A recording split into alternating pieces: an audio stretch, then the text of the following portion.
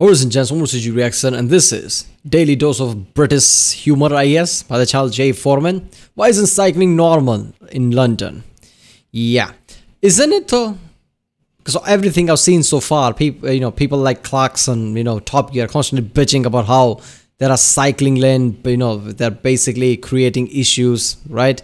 I mean, there are certain areas where I have lots of cycling lanes and people see the cars as some kind of an enemy or something. I don't know. But I thought cycling was way too much, more than just normal in, I guess, London and everywhere else. I don't know, in England, basically. So yeah, let's watch this one.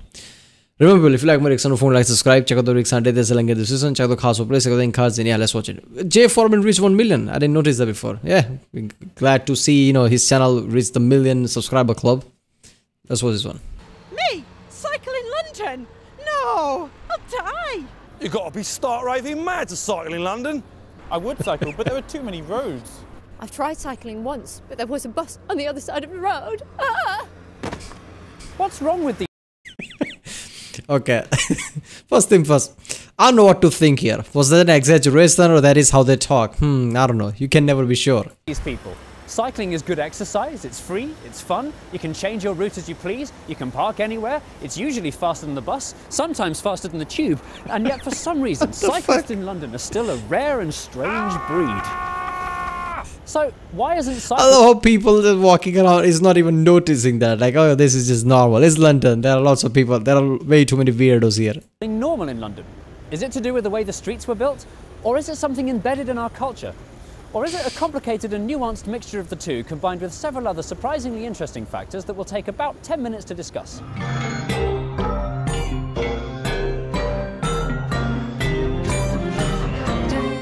Oh, this is also unfinished London. He should put that on the title, right? So people have an easier way of finding it.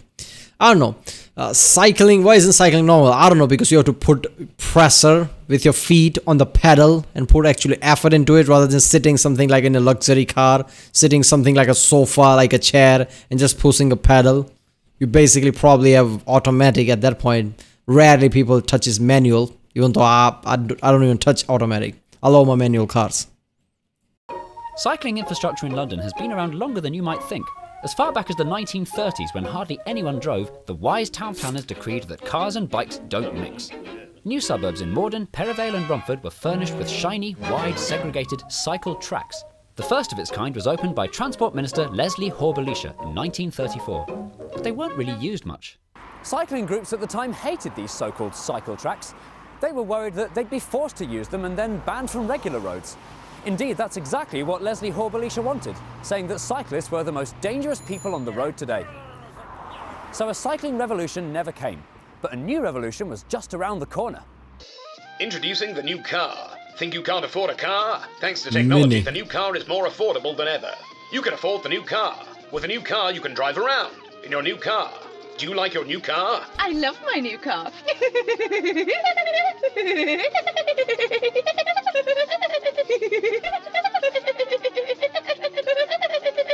As cars became more affordable, the roads became more... Okay, how good is this guy? He shot that commercial. He's doing everything. He has people shooting commercial like that. Holy shit, he puts real effort into this channel. This is why I love this. Full of them. And so, the 1960s planners, in their finite wisdom, altered London's existing streets to make more room for cars, and cyclists were completely forgotten about. Historic Hyde Park Corner was turned into a massive scary roundabout where every lane is the wrong lane. So was Archway, Elephant and Castle, Waterloo, and Hammersmith. The Westway was built, and nearly all the 1930s suburban cycle tracks disappeared, some becoming lanes for cars, others becoming parking spaces. Unsurprisingly, over the next few decades, the number of cyclists in London plummeted. Ow! This terrifying video from about 1984 and a half, which believe it or not is trying to promote cycling in London, shows just how treacherous and horrible life on two wheels had become. It was cars won, cyclists dead. Meanwhile... Especially with all the London buses, basically, right? Watching Top Gear and Grand Tour, only one thing I can think of there. Anytime a cyclist just walk by, I guess buses and everybody just ignores them and just, basically pulls out. Doesn't even care if the cyclist is coming. Just turn, without even looking. Europe, cities like Amsterdam, which in the 70s had similarly lethal roads to London, not to mention a few dead children, decided to do something brave. Over the next 3 decades, the historic streets were totally transformed to prioritise pedestrians and pedallers. Cars were banned from some streets, and new, segregated, wide, uninterrupted, smooth cycle paths were built in the lanes where people used to drive. Turning Amsterdam inside out wasn't easy, and it didn't happen overnight, but eventually cycling became the normal, default way of getting around, and it was cars that had to learn to wait their turn, keep out of the way, and go the long way round. Now that doesn't mean that the Dutch are bike-mad cycling enthusiasts. That's a bit like saying that everyone in Britain is obsessed with vacuum cleaners just because everyone's got one. In Holland, the Netherlands, there's no such thing as a cyclist. These people are teachers, doctors, lawyers, students, systems analysts, chartered quantity surveyors and porn stars. So why didn't this happen in London? All are equal. Actually, it's quite hard to say. Maybe it's because we Brits have always been overly attached to our cars. In the 80s, cars were a status symbol. What was that? Margaret Thatcher famously probably said, "A man over 30 who finds himself on a bus can count himself a failure." This meant that politicians and planners who wanted to make That's very British, isn't it? cycling better always did so with their hands tied behind their back. They couldn't do anything to get in the way of our lovely cars. Another possible reason is the way London was run for so many years. After Thatcher abolished the GLC in 1986, cycle infrastructure and the like was provided by London's 32 bickering boroughs, so there was no one to provide a citywide shift in culture. But that would all change in the year 2000. For the first time, London had an assembly and a directly elected mayor with the power and budget to think big.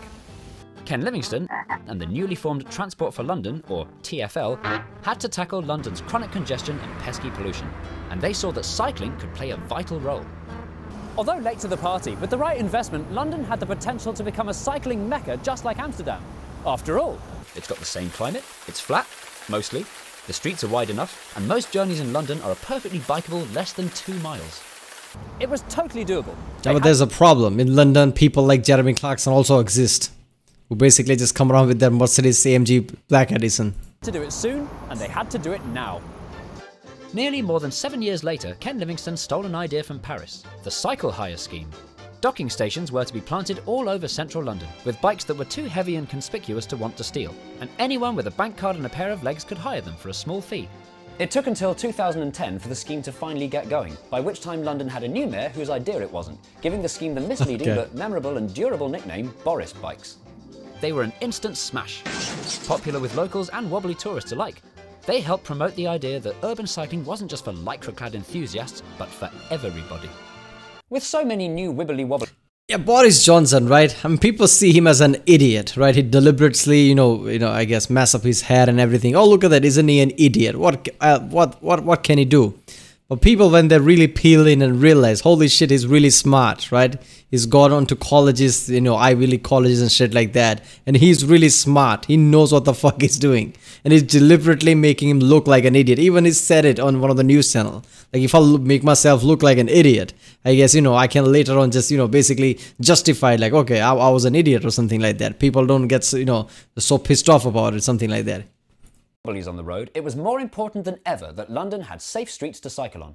And so, that very same year, along came the mayor's most boldest plan so far, the cycle superhighways. This was a new special type of bicycle motorway for commuters that was long distance, clearly labelled, and painted luminous bright blue to match the colour of Barclays, who were sponsoring the whole thing. 12 cycle superhighways were planned, numbered like hours on a clock, radiating out from central London. The first to open in 2010 was CS7, which went over the underused Southwark Bridge, squiggled around Elephant and Castle, and followed the Northern Line all the way down to Collier's Wood. Next came CS2, which went east from Aldgate through Whitechapel and up to the future Olympic Park at Stratford. But were these superhighways any good? Yeah, I know when that happened, because I remember watching Top Gear episode where Clarkson was basically bitching about that cycle lane, right? I'm the one who's paying the taxes here with the car, while the cyclist has to basically go and something like that, some rant, basically. Good? No. Although very well signposted in a lovely shade of blue, there was nothing to physically separate cyclists from passing cars, buses and lorries. Sometimes the blue paint would stop abruptly or merge with a bus lane or fill up with parked cars. Timid new cyclists, the very people this scheme was designed to make feel safe, didn't feel safe at all. Yeah, that makes sense. It's, it's Boris Bikes that Boris probably created this lane, so it kind of makes sense. More worryingly, new-ish and confident-ish cyclists were lulled into a false sense of security. They'd start on an easy bit, and then, when the blue paint ran out, splat. Venera Minakhmatova, a 24-year-old Russian businesswoman, was killed by a lorry at the notoriously inadequate Bow interchange. One of 5 cyclists to die on the capital streets in just 2 weeks. It led What to the fuck? adequate Bow interchange. What is this shit? What are you supposed to do after this? I guess drop your bike and just walk or something? I mean, this doesn't even make sense. What is this?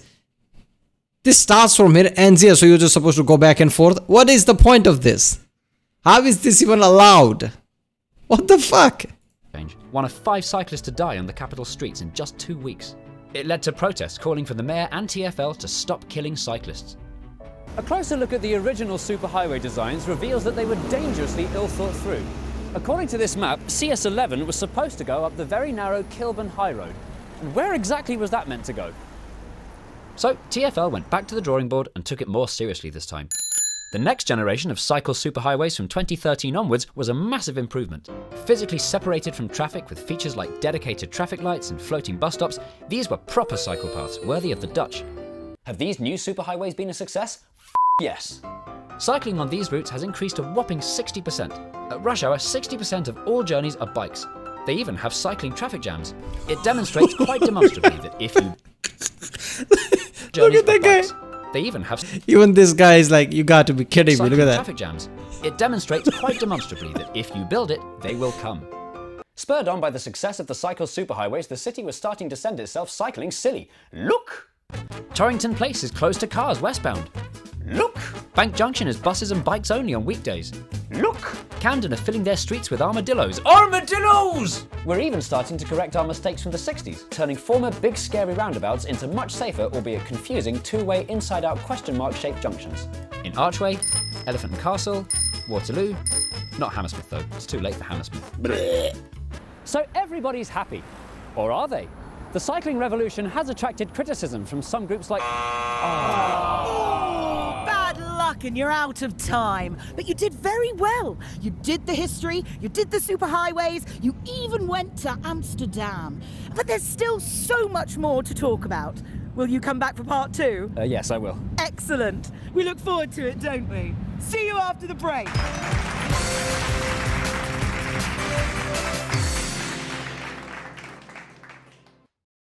Hello, Why isn't this channel big? It just has 1 million subscribers. It should have much more. Look at the quality of this video. Holy shit, I love this one. Well, I think it's promotion now, right? 2 things is true. 1, Skillshare is a great online... Yeah, there you go.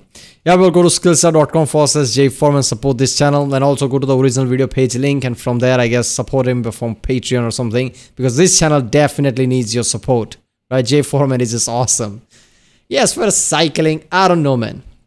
Look, you know, I love working out, I love fitness, right? But in a metropolitan city like London, where, you know, everything's fast-paced, cycle, I don't feel it, right? People slowly going from, you know, I guess their activity is cycling. I know you can make an argument that because of traffic jams and things, cycling is much faster, but traffic jam doesn't justify cycling, right? Traffic jam is a different issue that they have to solve. But in the end, you know, it's, you know, you have to have some kind of transport like cars, bus or something like that, then cycling. Cycling, you want to do cycling, go to gym, I guess. Otherwise, you know, people just, you know, cycling in a city feels weird. As far as, you know, pollution and shit, now world is going, you know, much closer to electric and even hydrogen, you know, vehicles, right? So I guess it's not going to be much of an issue in coming in the future about vehicles, right? I guess electric vehicle, hydrogen powered vehicle is the way forward. Cycling just feels weird. This is metropolitan city. Everybody's busy, right? They have to clock in time. Everybody's just moving. Everybody's just moving from one place to another. In cycling, you see people cycling everywhere in this giant city. It just feels weird. So I don't know. I feel like this is temporary thing before, you know, everything gets sorted out. Maybe, you know, I guess, you know, driverless cars come around, which doesn't have much of traffic jam, which is really fast. Electric car, hydrogen car comes. I feel like cycling will go away. When they want to cycle, I guess they'll go to gym or something. I don't know. There will be, you know, there will be people who cycle, but not at the masses that people are thinking. People are thinking, you know, making cycle lanes will basically transport the whole city into cycling. That just feels weird. I don't think that's gonna happen. Alright people, this was why isn't cycling normal in London? I'm pretty sure it's more normal in London than everywhere else, right? I mean, you know, only select cities like Amsterdam, I guess. London has a good amount of cycling, but most major cities around the world, cycling is not as normal as you would think.